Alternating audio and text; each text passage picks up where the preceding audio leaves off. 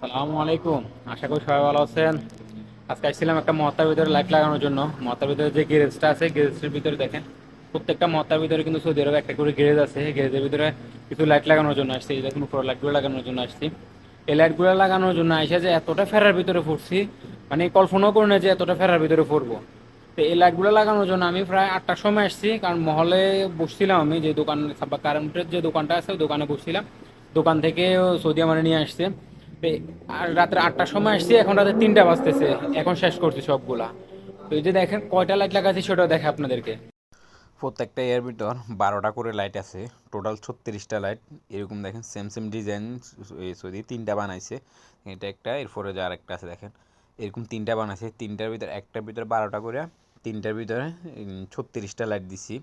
তো 36টা লাইট এগুলা আমার সাথে ইত্তেফাক হচ্ছিল দোকান থেকে, আমি কিন্তু এখানে দেখি নাই।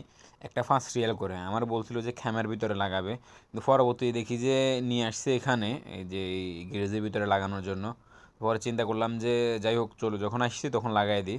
মূলত এখানে গ্যারেজের ভিতরে লাগাইলে কিন্তু একটা লাইট 10 টাকার কমে যদি বলতো না, এক হালালা তাও করতাম না। কিন্তু এখন খ্যামার ভিতরে হলে একটু দ্রুত হয়। আর আমি ভাবছিলাম যে এটা ড্রিল করে লাগাইতে হবে হাতিদের ভিতরে। খ্যামার ভিতরে হলে তো আমরা ড্রিল করে লাগাই, যে মুরুর ভিতরে যে খ্যামাগুলা গাড়ায় এগুলোর ভিতরে। তো আসলে এখানে আসার পর দেখতেছি যে একটা ক্লিপ নিয়ে আসছে, এই সাদা ধরনের একটা ক্লিপ নিয়ে এসছে। তো ক্লিপগুলো দিয়ে লাগাই দিছি, এখানে আমার ড্রিল করা লাগে নাই। তো সেই হিসাবে বললাম যে আসছি যখন লাগাই দিই।